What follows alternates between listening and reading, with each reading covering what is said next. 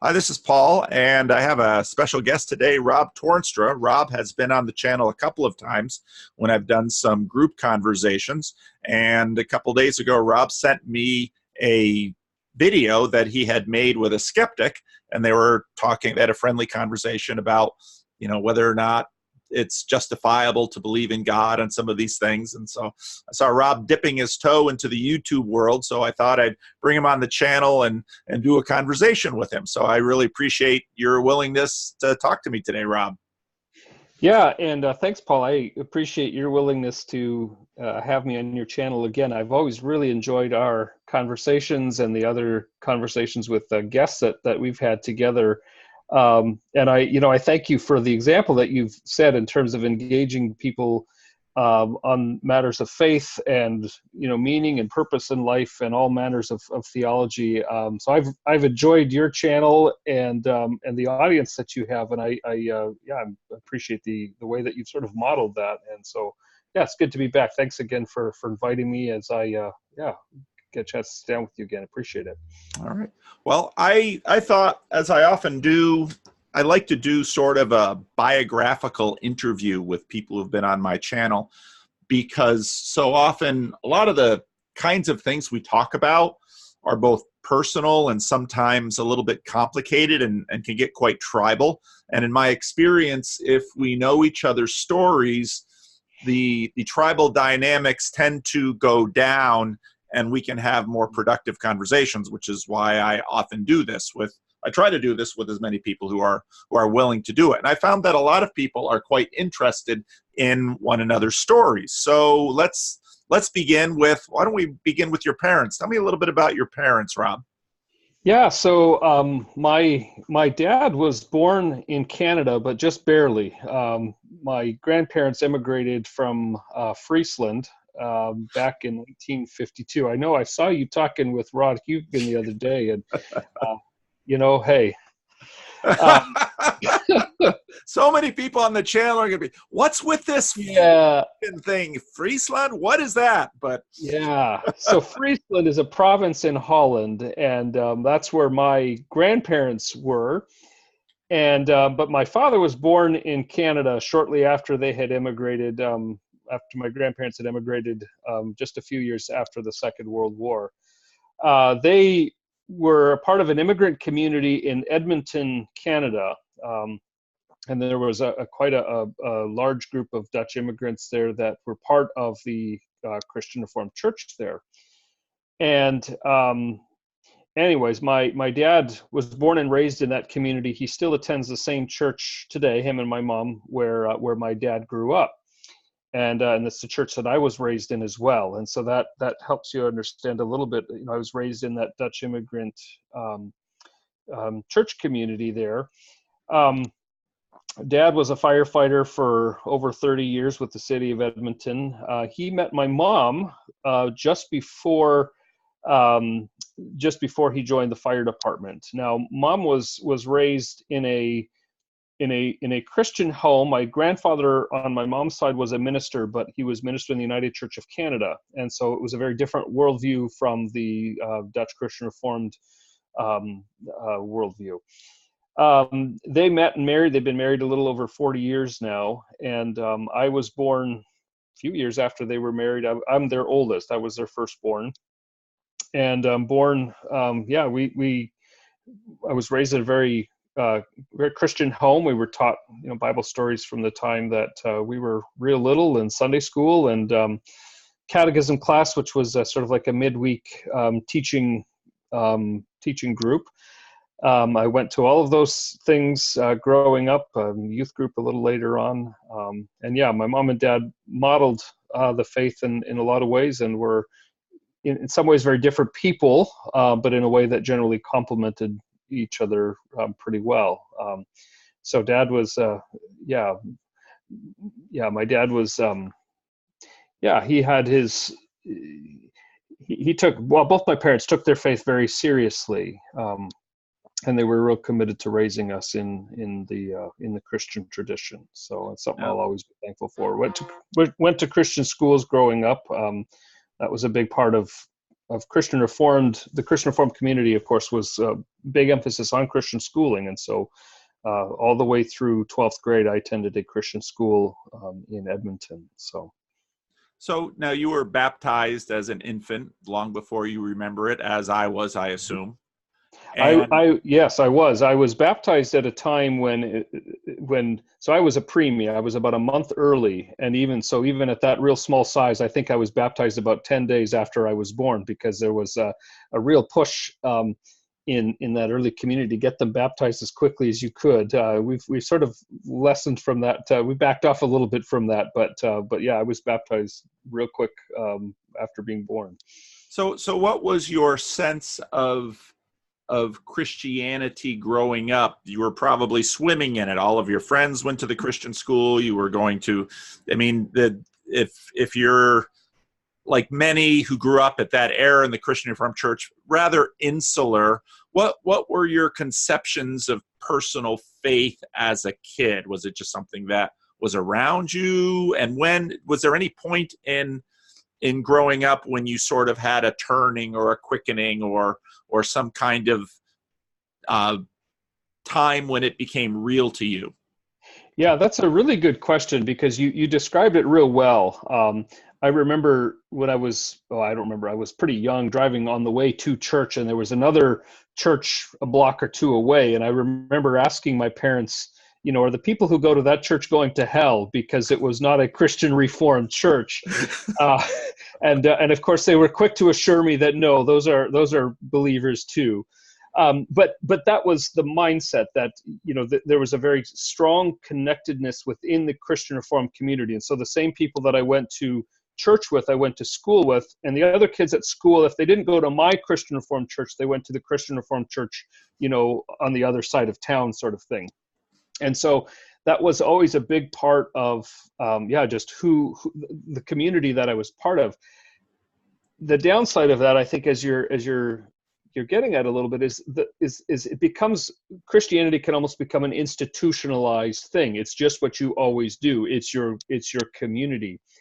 I was in about the 10th grade, and I went to what was then called Youth Unlimited, which was a youth organization that promoted various events and activities for Christian Reformed high schoolers around the United States and Canada.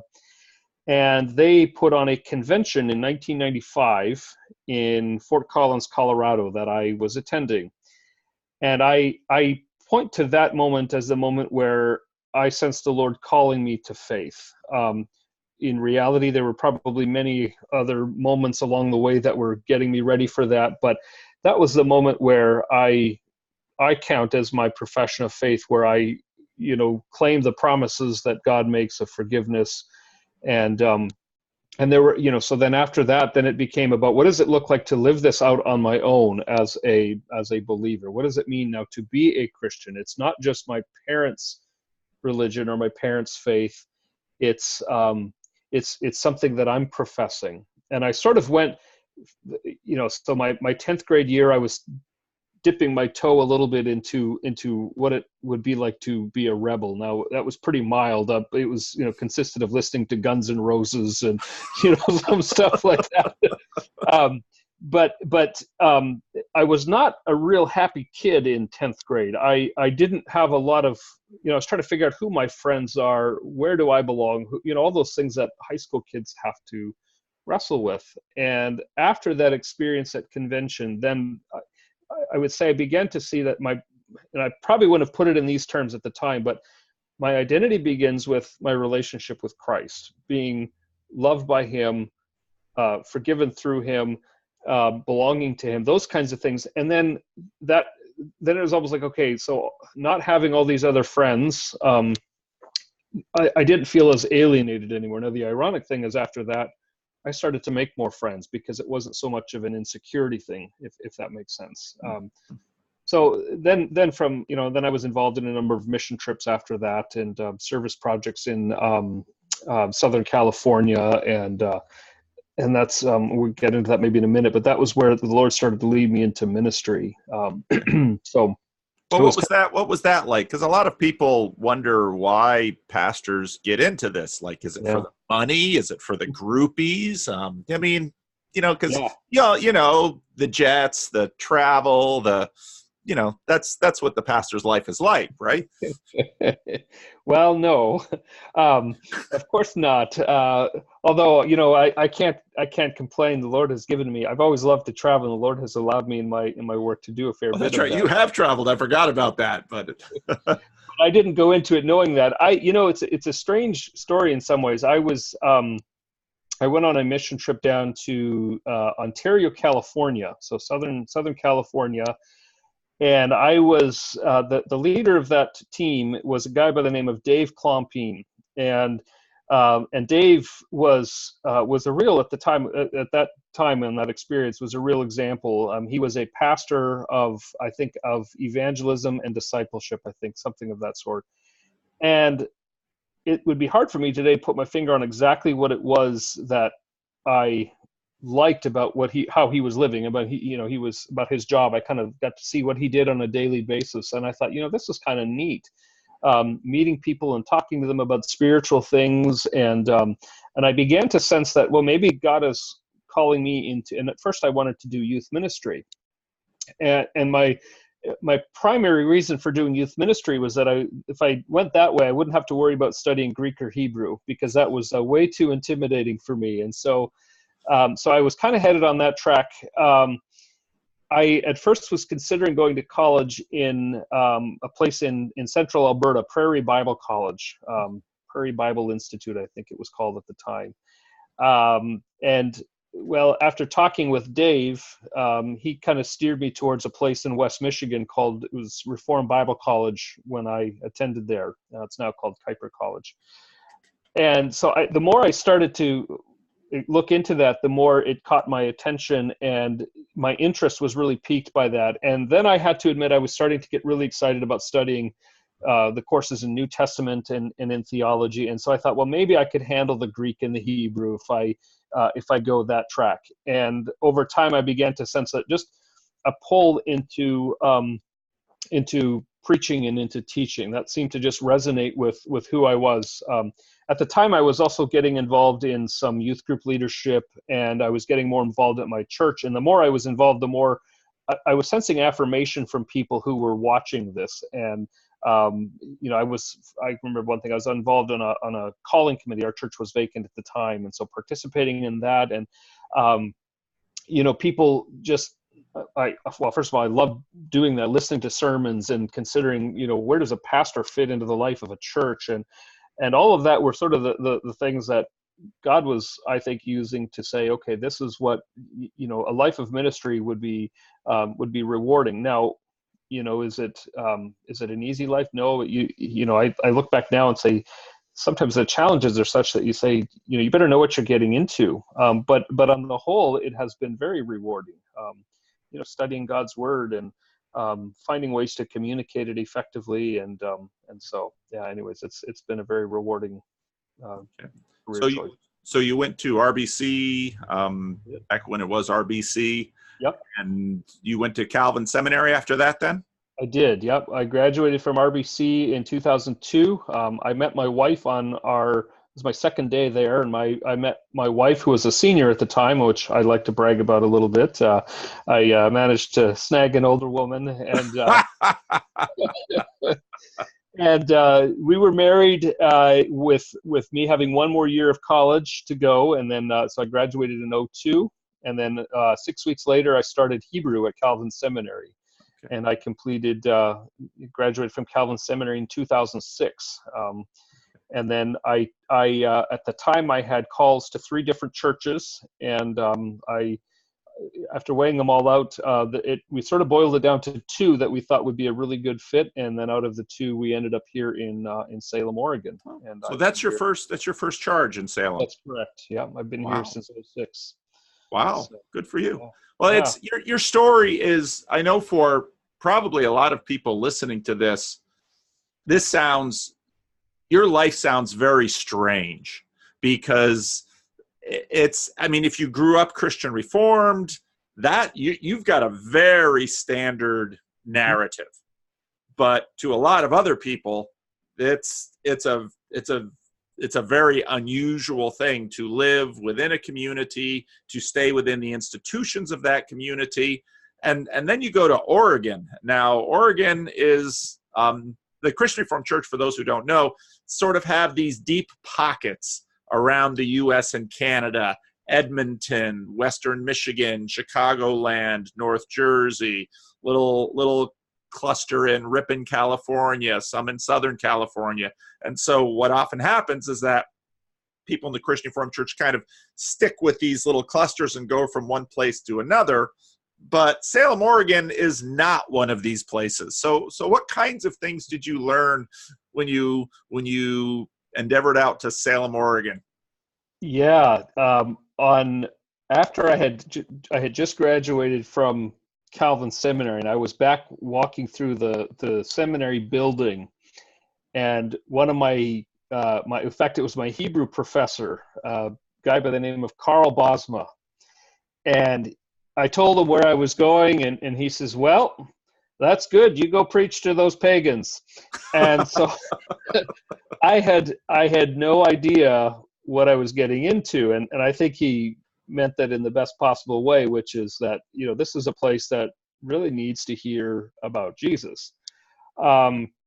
I've learned a few things about our area. Number one is we are definite free thinkers, meaning we are people who, and I think I trace it back to the pioneer spirit, right? I mean, Oregon is the end of the Oregon Trail, and these were people that were very determined, and they had sort of the adventuresome spirit that led them out this way.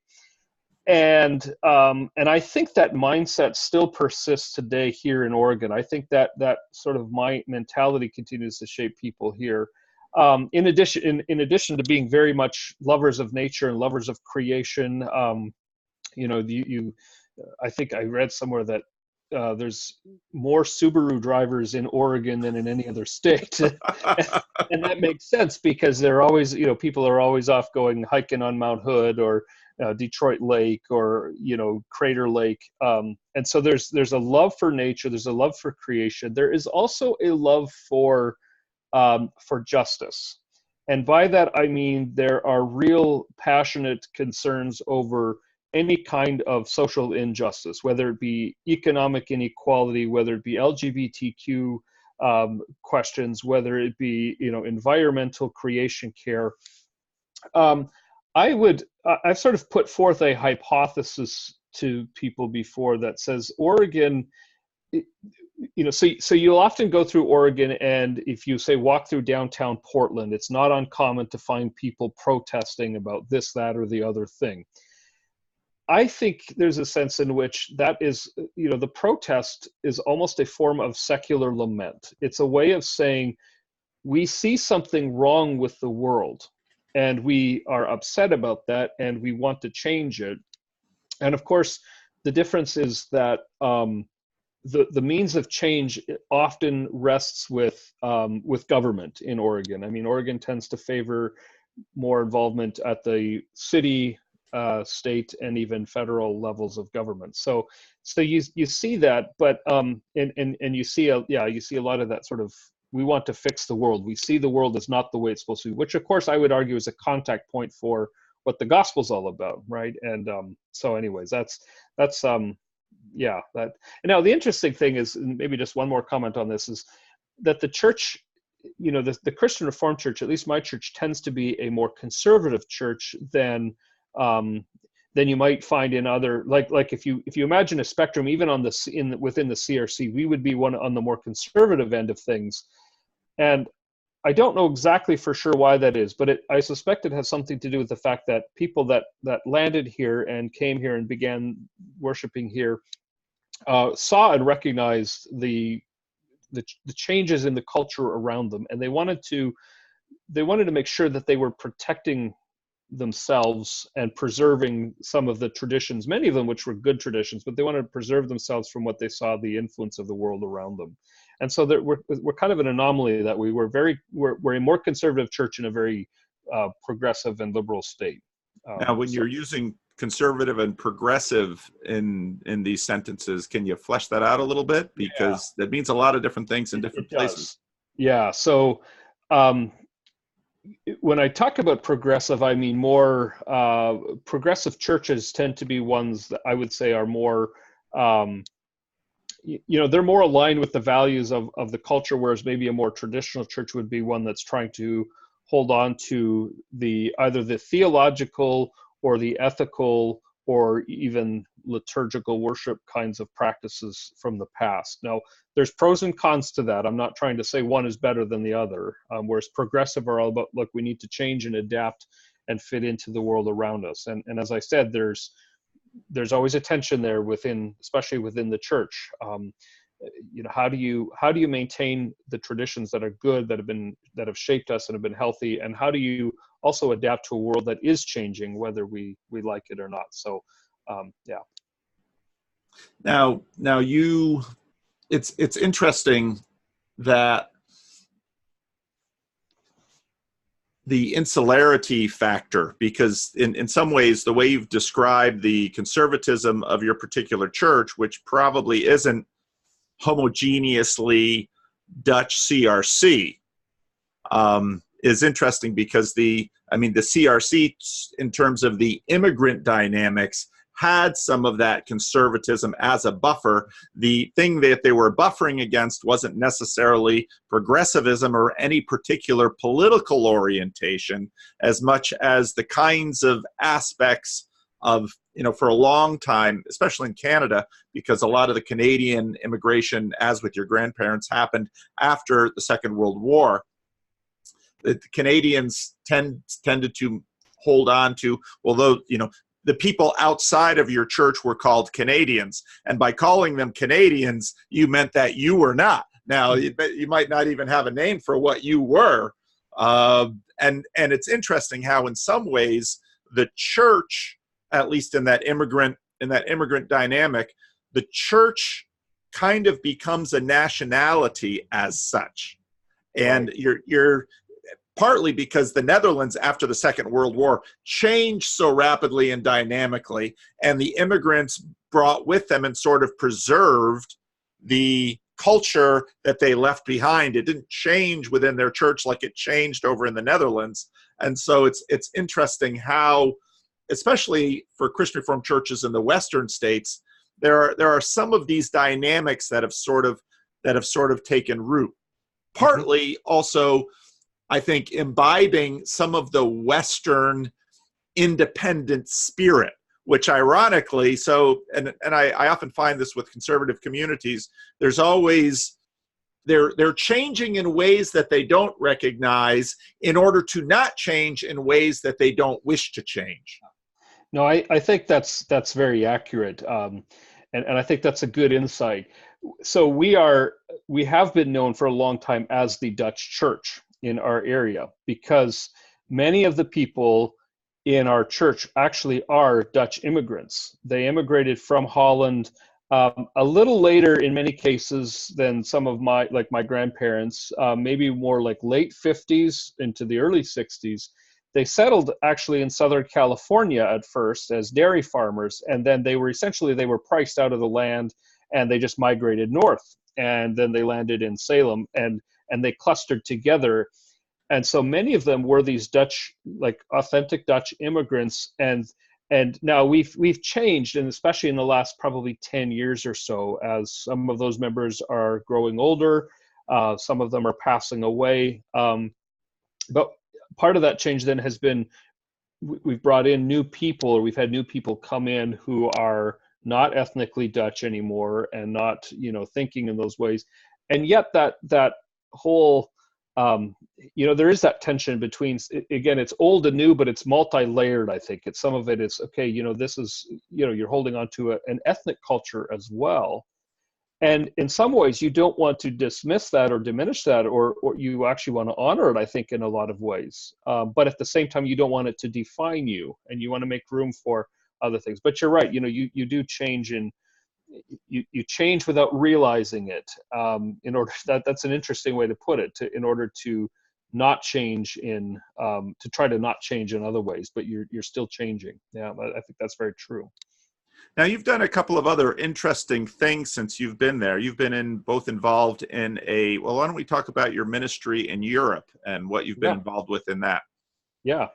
So I should back up a little bit and say I went back to school in 2012, and I completed a doctoral degree in the area of preaching. That was something that in terms of all the things that I do in pastoral ministry, preaching was probably one of the things that I enjoyed the most, and I've heard a lot of affirmation about it. So I followed that and completed that a few years ago.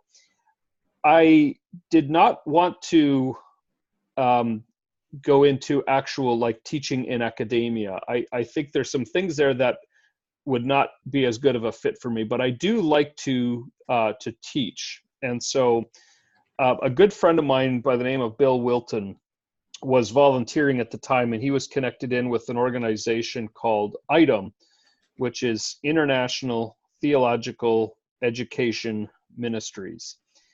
And ITEM has gone into countries, it started out in Eastern Europe, going into countries post-communism. So countries like Ukraine and Latvia, Lithuania, and they've tried to equip local pastors there to minister in their own context. And so a lot of these places have, their access to quality teaching has been very limited. Now, what I've seen is many of these pastors with very little training have, God has used them in very powerful ways to shepherd these churches, and it's really amazing to hear some of their stories.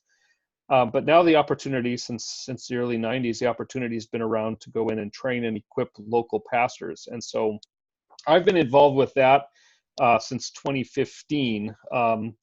I've taught in Ukraine, I think 3 times, maybe 4 times. I've taught in Romania twice.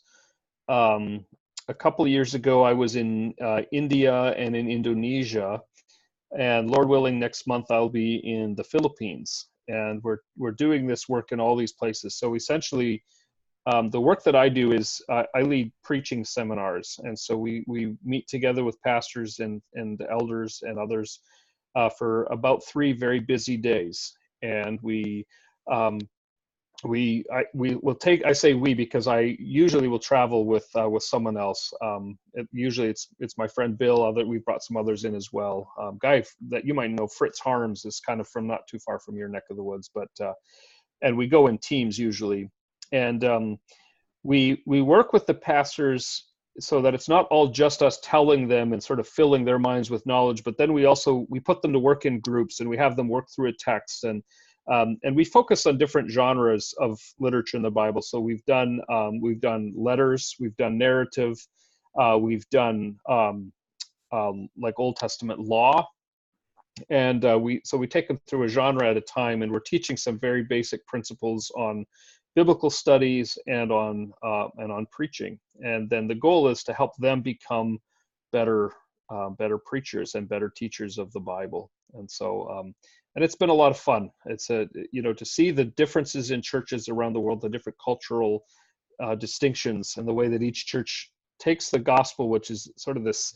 one core idea, but then embodies it in many unique ways. Is really it's just an enjoyable thing to see. So terrific. Yeah. And you also wrote a book a few years ago. I did. In fact, shameless promotion. All right. Here it is. Naked and Unashamed, and it's how the good news of Jesus transforms intimacy. So it's a book about sex. It's a book about, which, as strange as it might sound, it's a book about how sex intersects with the gospel, which I realize does sound really odd, but the idea there is how it's not just about, okay, if you're a Christian, here's the rules that you need to live by when it comes to sex. It's, what does the gospel do for us that allows us to be vulnerable and transparent? And how does sex even give us a gateway into seeing something of the supernatural? And so, really? Tell me more about that. So I'll start it off with a little anecdote, and it is in the book. It was a line from Ray Manzarek. I think that's how you pronounce his name. He was from The Doors. I think he was the drummer. I might be a little off on the details there, but he was a musician anyways for The Doors in the 1960s and 70s. And I watched a documentary with him at one point where he said something to the effect of, as he's reflecting back on the 1960s and the culture of, sex, drugs, and rock and roll. And he was talking about sort of the groupie culture. And he makes a comment that says something like, what we were really looking for in all of this was joy, cosmic, infinite joy. And of course, he's kind of going on to say, we're using all these other avenues to pursue that. And what I got to thinking about is how, the sexual experience is, yes, okay, it's about physical pleasure, but many people seem to be seeking more out of it. And I would make the case then that what it's meant to give us is the joy of what it is to be fully known and fully loved. It's not just about a physical release or a physical experience. It's something so much more profound. And there's a reason I think that one of the main metaphors in the Bible for the relationship between Christ and his people is marriage. I mean, the church is called the bride of Christ. And I think that at the very least, that has to entail this experience of deep, soul satisfying, lasting, eternal, infinite joy. And that's something that, okay, we begin to experience little glimpses of that in this life, but ultimately, the picture of eternity is something where we will be fully known and fully loved by our bridegroom. And so then I began to think of how, okay, that's I think what the sexual experience is meant to be. It's meant to give us a little glimpse and a little foretaste of that joy that will be ours. I mean, the ultimate fulfillment of that will be found in Christ, I think, is what the biblical message is. But in the meantime, this gives us a little pointer to that. And then one more thing, maybe just to build on that too, if I'm, before I'll let you, I don't want to take the spotlight away from you, but no, the spotlight's on you. I'm trying to find out about you. People hear lots about me, so that's not a big deal. The other thing too is, so when you think about the nature of God, I mean, the doctrine of the Trinity is very complex, and it's obviously much more than we could really realistically get into here. But at the very base, we're looking at how does one God exist in three persons? And when the Bible talks about marriage, I think there's a parallel there. I mean, when two people come together as a married couple, there's a sense in which they are still two independent persons, but there's also a sense in which they are one. They have been joined together as, biblically, the language is one flesh. They are one.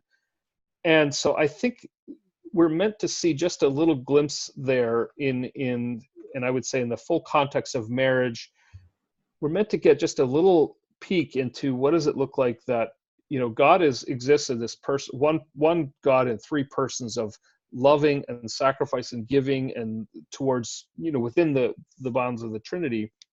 We're meant to see that, I think, in marriage. We reflect that. And then you might even go take it a step further yet and say, so when God creates the world, when he creates the universe, the biblical story is creation out of nothing, but it's this God of relationship. And in the context of that relationship, it's not like God needed the world in order to continue his existence in order to somehow make him more complete. He already was everything by himself. But it's like the world is then created that the joy of God and the delight of God may be sort of, you might say, not increased, but shared around with creation. So God creates out of this overflow of love. And then if you think about what does it mean to actually create a new life, when two people come together and in the experience of deepest intimacy and what is supposed to be an experience of great love and commitment and delighting in one another, out of that we are able then to create life. And it's in some ways, I mean, that experience is a transcendent experience. To be able to love someone enough that it actually produces life is when you stop and think about that, it is really a remarkable gift that God has given. And I think it's meant to just give us these little pointers into something that's bigger than who we are, and bigger than our own material experience. Why did you write a book?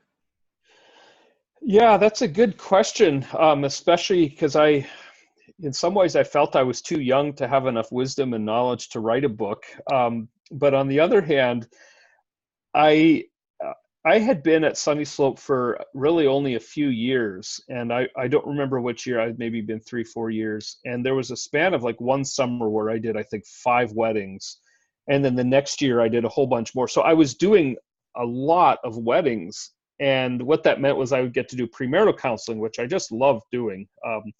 There's just something really rewarding about sitting down with these couples that are ideally very committed and very excited about each other, and they have no idea what's coming up.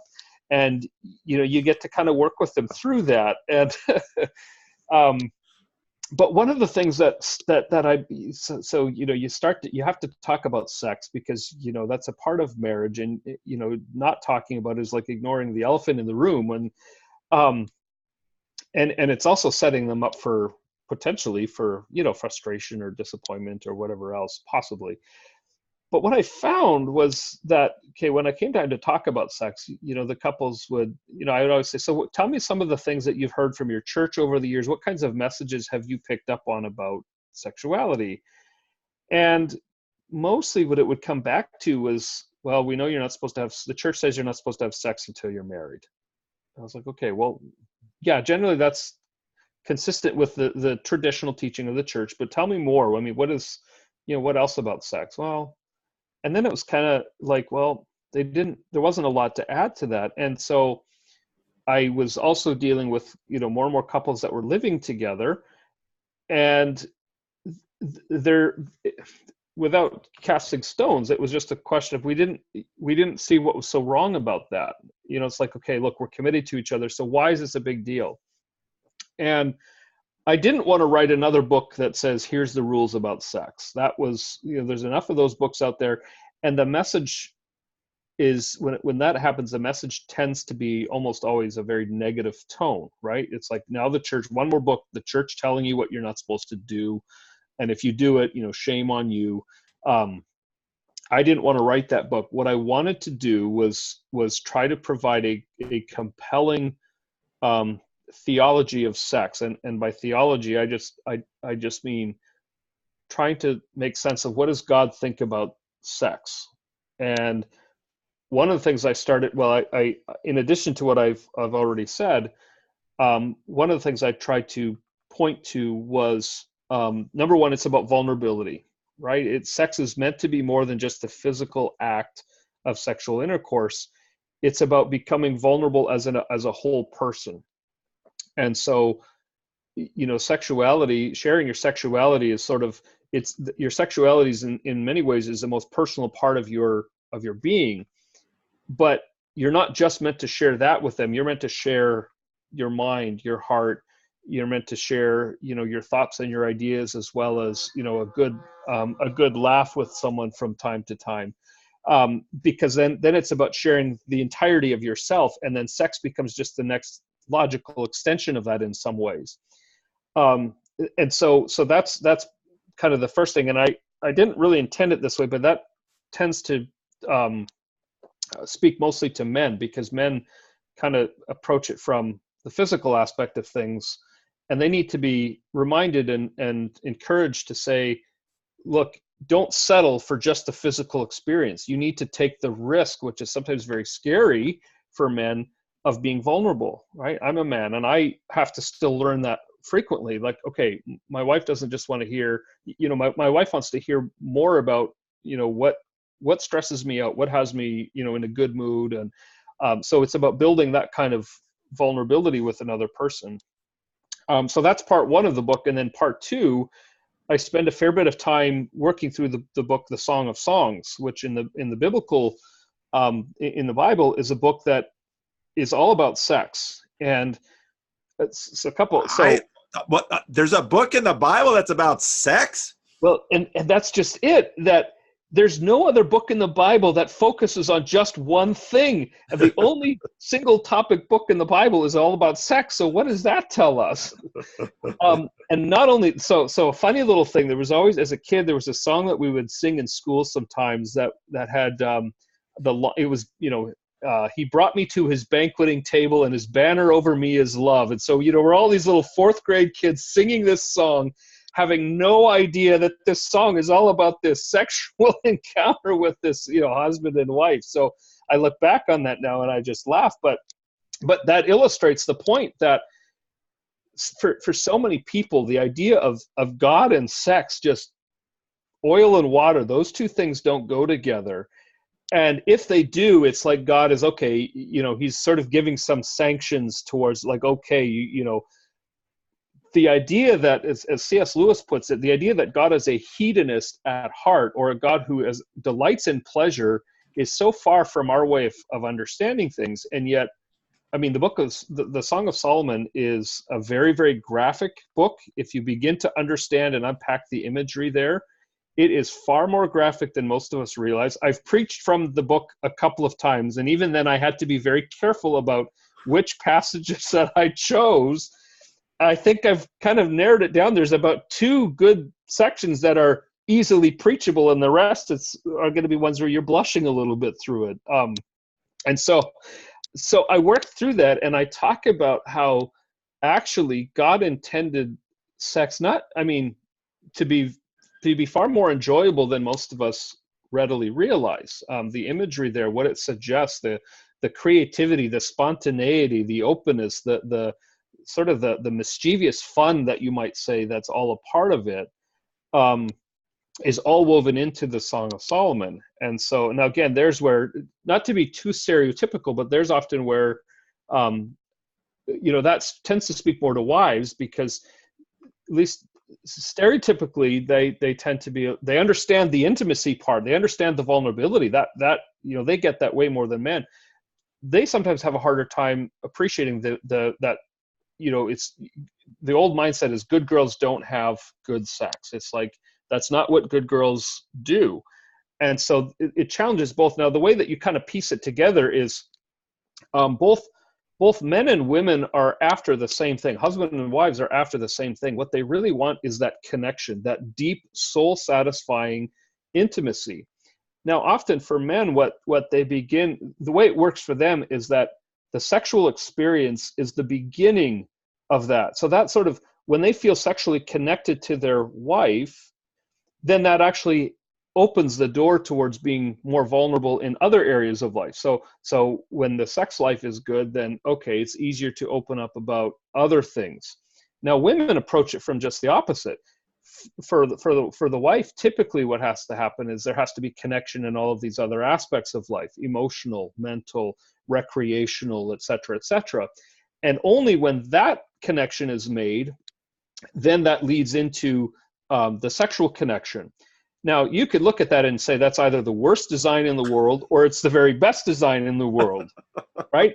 Because depending on how you're approaching it, ideally, it's meant for both sides to recognize this, both husband and wife to sort of recognize that, and then to work within that dynamic. And then it's a recipe for, it's perfection in a lot of ways, right? Because they're both working towards intimacy from their angle, and they're coming together. And then the idea is this really almost transcendent kind of intimacy that is really unmatched by anything in the world. Now, it can also go very wrong, right? If you have either a husband or a wife that says, I can't open up and I won't until you open up sexually, and she says, well, I'm not doing that until you open up emotionally. Well, you're at loggerheads. And that is indeed a recipe that many marriages have struggled with. So I and in all of that, I'm trying to always go back to say, okay, how does the gospel help us overcome our resistance to vulnerability, right? How does, so the book is called Naked and Unashamed. In the Garden of Eden, that's the very last thing ever said about creation before sin enters the pictures. They were both naked and they felt no shame. The very first thing that's said after the fall is that now they realize they're naked and they're covered, their shame. So the gospel is so that's what happens when sin enters the world. The gospel then becomes the sort of the bridge back. How does the gospel help us to realize that because of how God now looks at us in Christ, we have the security that we need to become vulnerable, right? So to press the point a little further, how does the fact that Jesus on the cross is hung naked and ashamed for us so that we might be clothed in his perfection, right? So to try to work some of that out and then to say that can help you, husband, be vulnerable and not worry and not be insecure. And, how does the fact that what we have in Christ allows us and sets us free to find that pleasure and that delight in the garden of, Song of Solomon takes place in a garden, right? The imagery is a garden. How does the gospel, how does what Jesus endured in the darkness of the Garden of Gethsemane allow us to experience the delight of the garden that he created and intended for us? So now you don't have to buy the book. That's about it in a nutshell. But if you want to hear a little bit more, I'll put a link down. Is it available on Amazon? I have to check. My publisher just a month or two ago, they ceased publishing. They kind of went under, unfortunately. I think the book is still on Amazon, however. Okay.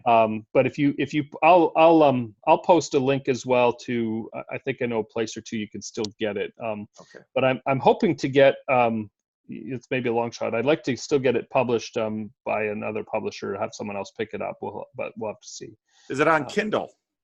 It is on Kindle. Yeah. Well, then that usually sticks around then because perpetual. Yeah. It doesn't cost Amazon anything. Exactly. So make a little bit of money from it. Good. Yeah. This has been great.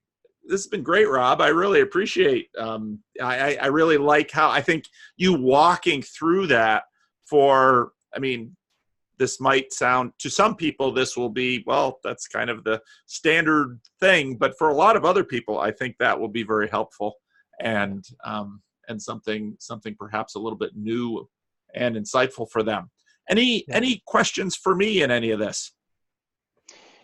Yeah, Paul, maybe I'm just kind of curious. Just tell me a little bit how you've been involved with the Jordan Peterson and this whole new sort of serendipitous internet experience that has cropped up for you over the last couple of years. And I'm just maybe curious for you to tell me how that has shaped your pastoral ministry and how has that given sort of a new direction or maybe refresh you in old directions. Just how has it made things different for you in the last couple of years?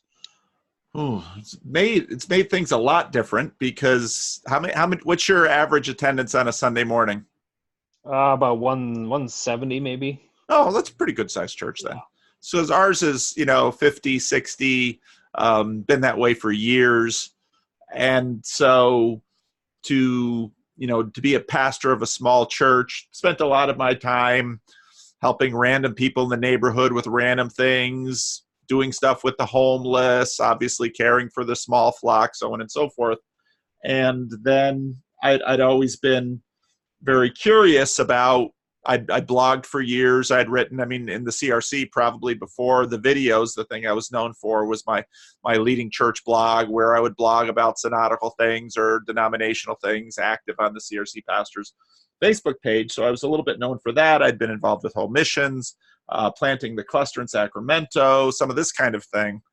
But then bumping into what Jordan Peterson was doing and noticing the interest, there are plenty of empty seats and plenty of churches with people like us who maybe have degrees from a Bible college or a theological degree, even a PhD, maybe even a degree in preaching, and there are these empty seats in your churches. And here I see Jordan Peterson, this professor of psychology in University of Toronto, who is packing out a 600-seat auditorium at $40 a pop, and people traveling all over the world to listen to him, and then goes on YouTube. And he had about 300,000 subscribers when I sort of found him, or maybe a little bit less than that. And so I was wondering, what on earth is going on? And I thought, well, maybe he's some crazy evangelical who was kvetching about pronouns and wanting to talk about the Bible. And then I listened to him as, oh, that ain't it. I had his biblical series was the kind of stuff that I had known pieces of it, but a lot of the science and the psychology, he put things together in ways that I had never thought of before. And I found it extremely engaging. And I noticed that lots and lots of other people also found it extremely engaging. And I had been doing a lot of reading. C.S. Lewis's book, Miracles, is a favorite book of mine. And really trying to sort of piece together this split world that we're in terms of this world of the Bible, where, when I came to the Bible, the Calvin Seminary teaches you Greek and Hebrew. Well, now they're just giving me tools to make mischief by reading the Bible in original languages. And so then you start reading things like Genesis 1 and you realize, oh, here you kind of have a flat earth, and here you kind of have that firmament, it's sort of a dome, and we're all talking about, these globes in space moving around the sun. Will that be impactless? And I watched the fighting over science and Genesis and all of that. So I was very interested in those issues. And I was also, I had, just because of just my family, I'd never, usually once you get your mid-30s or so, you get that doctor or you get your DMin or something. And I'd never done that, but I'd always been very much a lifelong learner and just out there investigating things. And so I did a deep dive into Peterson. And I'd also noticed that, well, people don't read books much. Sorry to tell you, Rob, but it's, if you sell a few thousand,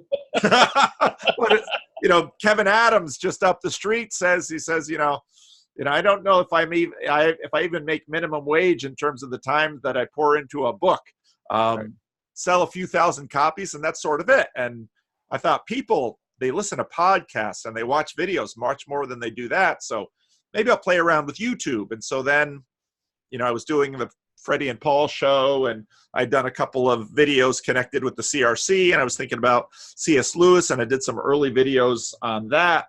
And then I was really interested in this Jordan Peterson stuff. So I thought, I'll make a video. We'll see what happens. And then that sort of takes off. And then my friend Rick shows up the next Sunday and gives me this poster and says, I've never been to church before in my life, but I saw you on YouTube and you're right here in Sacramento. So here I am. I said, okay. And then more people came and said, we should do a meetup. And John Van Dyke says, oh, you should definitely do a meetup. It's like, all right. So paid my $80 to meetup.com for 6 months and did a meetup, and, a dozen people show up. And, we had run VBS, church fairs, all the usual church stuff, and never anything from that stuff.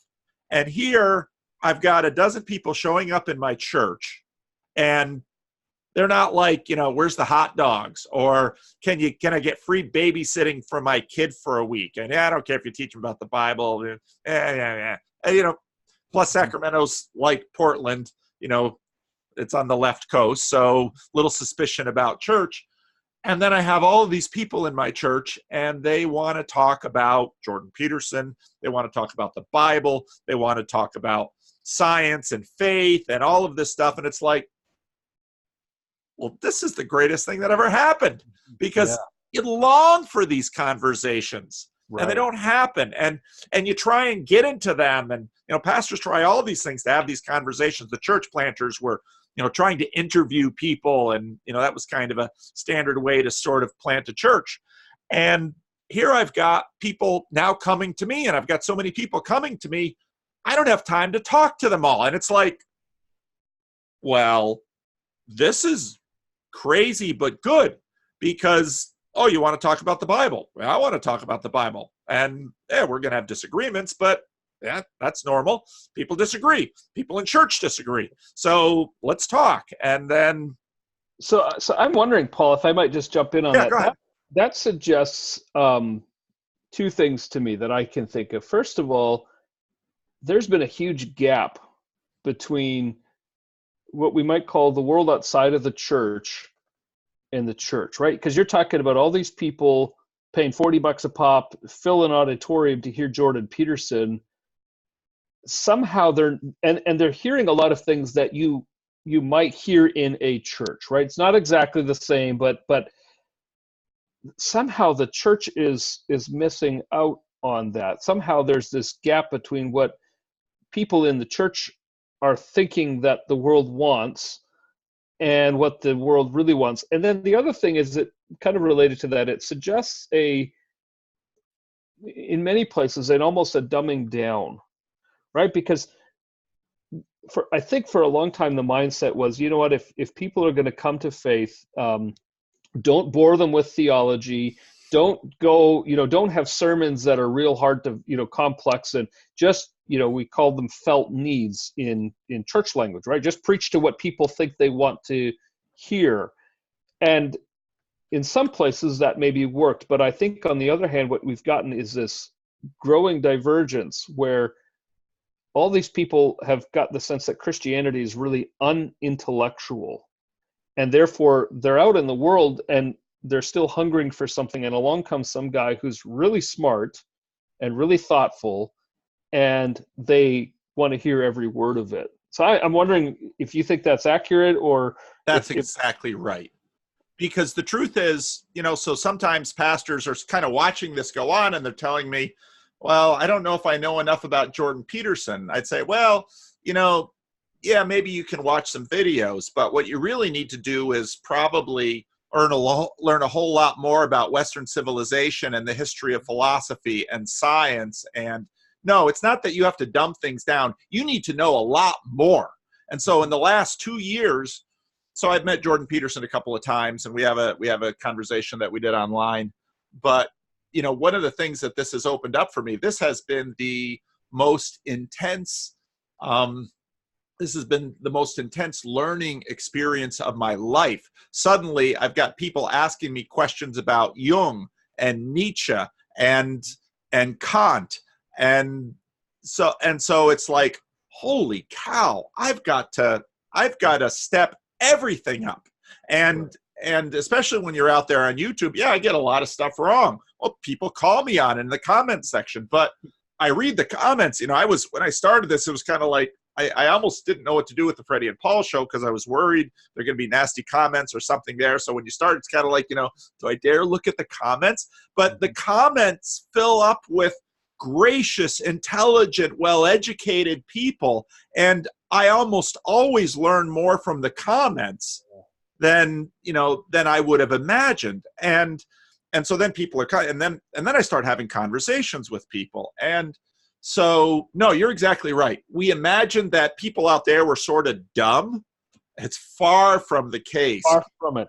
Well, yeah. And so the other kind of related to that, it just occurred to me that probably 75 years ago, when say my immigrant grandparents are living in Edmonton, they're hardworking people, blue collar, because they're trying to make a living in the new country. They're trying to, figure out this new culture that they're now a part of. The minister was, in many cases, the educated one of the bunch, right? He's the one that had gone to seminary and to college, and he's the one with the degree. So he's like the resident expert, not just in theology, but probably in a lot of other things, because he's the educated one. That's right. Well, in some ways, we've come, in some ways, full circle, in other ways not, because the demand now, I think, like you're saying, is the minister has to be at least not an expert in everything, but has to be familiar with all of these other fields, but has to also know how to then integrate them with faith. Because now it's not that the people that they're with are uneducated, it's just the opposite. They're highly educated. And if they have a minister or a church that is dumbed down, well, then, it's like, why would you believe in something like that? And so that was one of the things that I've really enjoyed talking with the video I made with Chris. We've had a lot more conversations over text and that, and he's asked some really thoughtful and really good questions that, then like you say, it's like, I've got to go back and think about that a bit, because I'm not, before I might have just spouted something off, say from the pulpit, and it's, I would have even given a second thought to it. Now, it's not that necessarily my conviction will change, but I'm also in my mind hearing, okay, how is a guy like Chris going to hear this? And am I making claims that I can't support in any way? And so it forces me to integrate my faith and to try to have my worldview engage with a lot of different other areas. Oh, that's right. So, and I don't think, in terms of our tradition in the Dutch Reformed, Christian Reformed Church, this isn't new for us. Right. I mean, I went to Calvin College, but this kind of thing was, a demand, not to take easy outs of various questions, premature dismissals of challenges. And, and then, after Jordan Peterson came up, this, what Eric Weinstein called the intellectual dark web, and a facet of that was being open to the influence of challenging questions. And I think one of the things that has impacted people most about what I've done is that people are surprised that I open myself up to the challenges of others. Now, that tends to scare and frustrate some of the Christians in my audience. Mm-hmm. And so it's almost often the case that I sort of have to, I get more heat from the Christian side than I do from the non-Christian side. But I'll take that heat. And that's what happened to Jesus. So, Right. Well, and Paul, right. And so one of my favorite New Testament stories is a story. It's found in the book of Acts in chapter 17. And you get the Apostle Paul, who's on this, essentially it's a missionary preaching trip, but he's got a little spare time. So he's wandering through the city of Athens. And I was very fortunate last fall actually to go there, and so this story kind of came alive for me. But so he's walking through the marketplace, which is, I guess the best way I can describe it is a little bit like what Facebook would be like if you got all the people off the computer and in a one place where you're all discussing different ideas, and you go to one booth and you talk about Stoicism, and you go to the next booth and you're talking to the Epicureans and so on and so forth. And so Paul is going through this. One of the things that he does to try to convince his audience is he quotes their own poets to them, right? He's able, in other words, to quote from Epictetus, I think was the poet, but I could be wrong on it. But the point being is that Paul is able to borrow, he's able to draw on the common cultural currency in order to say, okay, this is what the culture is about, but let me show you how the gospel answers some of those longings. And I think, so in other words, he doesn't come right out and say, you bunch of pagans, you dumb, stupid people, you just need to believe, give up on all this Greek philosophy, come be a Christian. He actually engages the culture in a way that is knowledgeable of the culture and in a way that responds to it. And that's one of the stories that I find very enlightening, or maybe exemplary for how Christians ought to engage in our world today. Well, and one of the things that started up where we started was the meetups, and the meetups are in some ways the Mars Hill market, because anything can walk through that door. People have all kinds of positions. Usually Christians, at least at my meetup, Christians are in a minority. Most of the people do not go to church, or are skeptics, or avowed atheists, they're all over the map. And we then wind up spending hours together just talking. And, we call it a Jordan Peterson meetup, but we'll go months without talking hardly any Jordan Peterson, just because we'll talk about, unless it's overtly partisanly political, that we kind of push that to the side because that usually doesn't go well. But almost always the conversations have to do about religion or philosophy or social issues or something like this. And again, so the what this has done on the local level just completely surprised me. So a number of the people so one or two of the people from our meetup come to Living Stones. So people are like, well, this is some grand church growth thing. Nope, it's not that. Long term, who knows? But and some of the times the people in church are like, well, why? Well, they'll come on Sunday night to the meetup. Why won't they come on Sunday morning to the service? And I understand, but a lot of the church people won't understand. But at the same time, as a pastor, it's like the rich opportunity to build relationships and, share life with this community. This is something that is invaluable and something the church needs to do. John Van Donk, who John, John came up. He's got family up here, so he'll often come up, and then we'll do breakfast. And he said, and he gave me the words for it.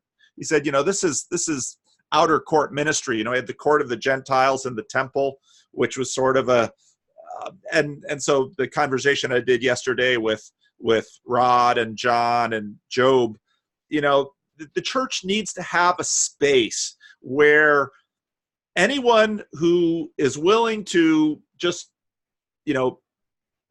be a person of goodwill and have a give and take. I'm not trying to turn anybody into any prospects. Nobody wants to be somebody else's prospect, but let's sit down together and talk. And where right now in our culture can you sit down and have honest, meaningful, respectful, productive conversation across these different lines? Yeah, and there's a tremendous hunger for it. That's exactly right, and I think you so much of our culture, and that's what I've been trying to do in the conversation that I'm starting to have, is to model respectful conversation, because Christians especially, it's not just Christians, but we sort of sometimes get tagged with that reputation that we don't do it well at all. And so how do we show good listening and even honoring our non-believing friends and neighbors and family members, and by giving them a space where we can honestly engage their ideas and their point of view.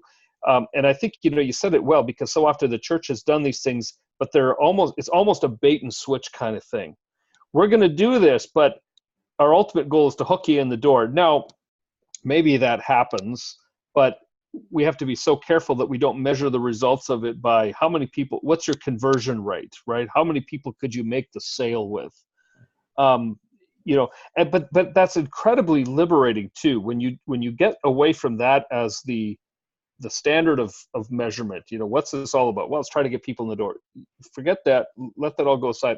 Go and have an honest, intellectually stimulating conversation. And the fact that there are so many people that are open to doing this, I think, says something, right? Again, you mentioned the kinds of good conversation. There's a dearth of that today. You read Facebook and the comments so quickly devolve into name calling, and it's like, yeah, some people do that, but there's a lot of people left that want to have thought-provoking conversations and not be condemned outright just because they disagree with you, right? If they change their mind, fine.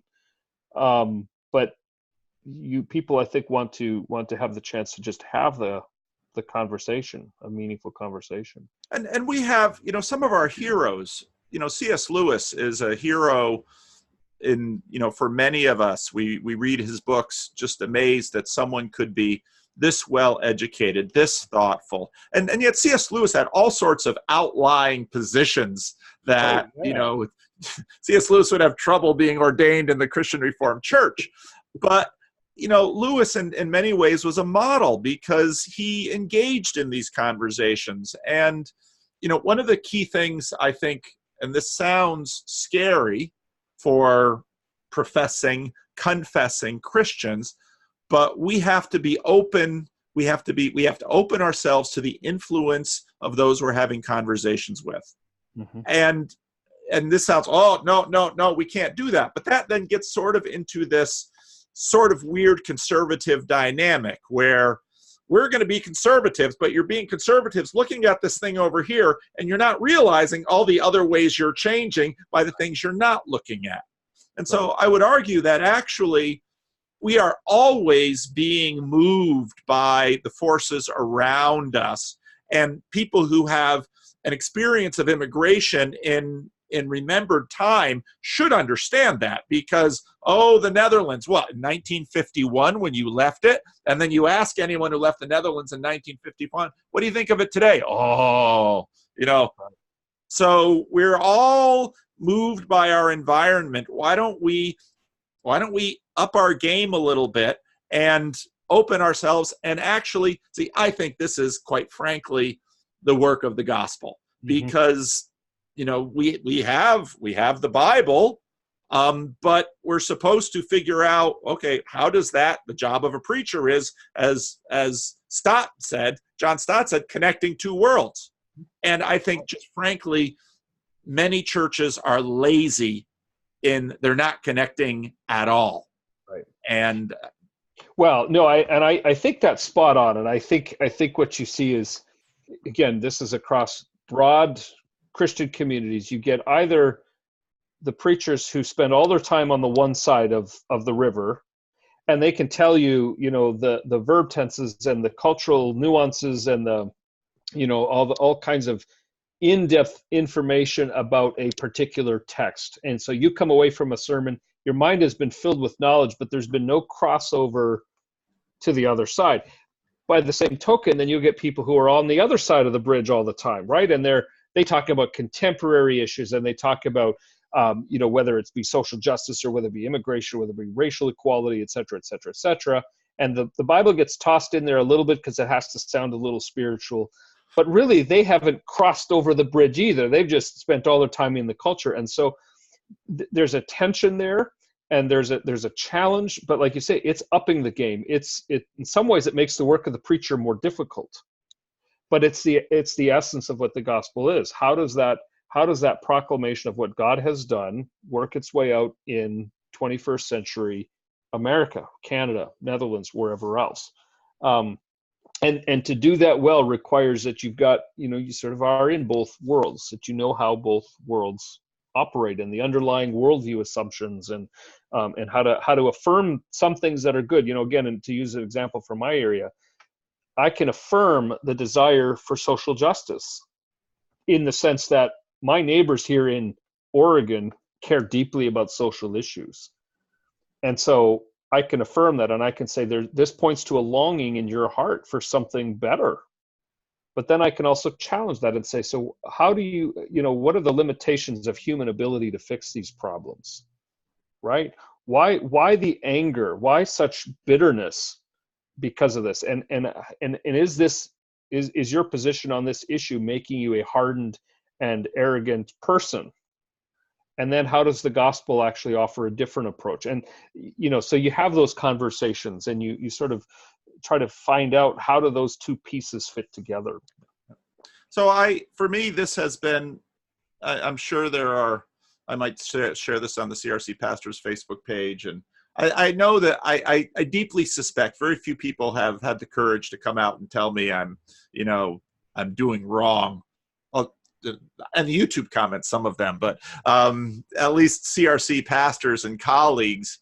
But I know some people are deeply concerned because, in terms of, I was such a nice, at one point, so my grandfather was a CRC minister. My father was a CRC minister. My father was at Synod once, and someone turned to my father and said, "Stan, your father was just such a good conservative man. What happened to you?" And because my father was in Patterson with all of the racial issues that were happening, and he was having to change and adjust and evolve and work on all of those issues. Well, I'm doing the same thing, and I've got just as much courage and patience talking to atheists as I do talking to Christian Reformed people that might look at me and say, "Vanderklay, this you should be." Well, I should be what? Let's talk about what you think I should be. And some of the irony, and I didn't know your father, and so I could be wrong on this, but I wonder if, today, if someone were to say to your father, or to you, Paul, your father used to be such a, traditional kind of guy. What happened to you, right? In other words, your father was so progressive. What happened to you? I'm too conservative now, which is hilarious to me. But so I'll just touch on this real briefly. I think it's somewhat pertinent here. My approach has always been that I want to keep people guessing in terms of where do I fit on the spectrum of real conservative or real liberal. There are some people that in my church, I think, would be really concerned because I'm probably way more progressive than they would like on, theological issues maybe, or church issues or that sort of thing. But then I think there are others that would look at me and say, you know what, you're just not, you're not progressive enough. You know, you're one of these more conservative. So in other words, to try to, because I think that's the way the gospel works itself out. To some, you're going to look really way too conservative, and to others, you're going to look like one of those crazy liberals. And, you know, I think the gospel is such that it doesn't fit into those categories. And so anyways, I think I keep people guessing fairly well, on maybe not as well as I think, but that's probably a good thing. Yeah. So it's been tremendously rewarding, fruitful ministry. And you know, where's this going? I don't know. I didn't plan on any of this, but you know, I try to, you know, I make it up as I go along, and I try to have conversations with people that stretch me. And I've had opportunity to talk to some very interesting people across the spectrum. And but again, you know, Jesus was killed because he didn't, you know, uphold the Jewish culture war like the Pharisees and the Zealots. He wasn't against the Romans sufficiently. He didn't have that kind of zealotry like the Pharisees and the Zealots wanted. But he also was a little too, you know, Pilate was willing to give him a pass, but if Pilate had any deeper understanding of just how unsettling Jesus was going to be to the future of the Roman Empire, you know, but that's the nature of Christianity, that it's like, well, you kind of want to shut Jesus up because he doesn't seem to be upholding your side, but killing him actually makes it worse. And somehow right in that mixture, you see the power of God, that either way you do it with him, he's going to win. Yep. So what does that mean for you? Well, you know, I appreciate you doing this. I mean, the entire YouTube ministry, I think, is really taking, like you said earlier, it's taking the gospel into the marketplace, and it's engaging people in a very winsome and compelling way. And it's a good example for, you know, for someone like me that's, you know, trying to find a way into this. I could, you know, say, well, let's look at how Paul has done it, and you know, see. We won't call you the Apostle Paul yet, but well, I encourage people, just try something, you know. And I was really glad to see you did that video conversation with your friend. And I don't know how to, I didn't know how to do any of this. You just try it, and maybe, but you don't know. So Freddie comes to me one day and says, Paul, why don't you and me do a TV show? And I'm thinking, what is this? So and he was kind of thinking, because he'd go on public access TV, and I was thinking, I'm not going down there and doing public access TV. You know, the scheduling and everything. I said, I'll tell you what, here's my cell phone. We'll do a little variety show. You can rap. We'll talk about football. We'll just talk about whatever, 5 to 7 minutes, and I'll post it on YouTube. And I kind of thought, nobody's going to watch this show. Now Freddie's all like, you see how many, we had 300 views this week. It's like, but your videos get even more. It's like, oh. But so, you know, with Freddie, so I'll tell Freddie sometimes, Freddie, this whole video thing, you know, you're partly responsible for getting me on YouTube. So, and I've got other people that say, I would never have watched your channel if I didn't see you talking to Freddie, because that shows me, you know, you're a pastor in real life, and you deal with people who do not have easy lives. And I think this is part of what we as pastors need to bear witness to, that in fact, this stuff scales. That, okay, so someone's got a lot of money, or someone's got a terrific education. You know what? Right. Not a lot of difference between us, and we might be having different conversations, but and the joy of being a pastor is to minister to homeless people and minister to PhDs, to be outside the shopping cart and the cardboard bed of one person and be sitting in the fine living room of another. There's, Absolutely. what a life. What a life. Yeah. You couldn't have said it better. Yeah, that's exactly right. That's exactly right. Well, thank you so much for this, Rob, and I'll end the video, and I'll end the recording, and Thank you, Paul. do a little postmortem, and I'll put, if there's any links you want me to add, email them to me, and I'll put the link to your new channel. You got one video, Got more to come. More to come. Yeah. some people might be interested in talking to you, and I don't know if you've logged on to the Discord server. Or just find a way. We'll find a way that people can get in touch with you if they want to. Yeah, that sounds great. That sounds great. All right. Thanks again, Paul. Oh, my pleasure. This has been fun.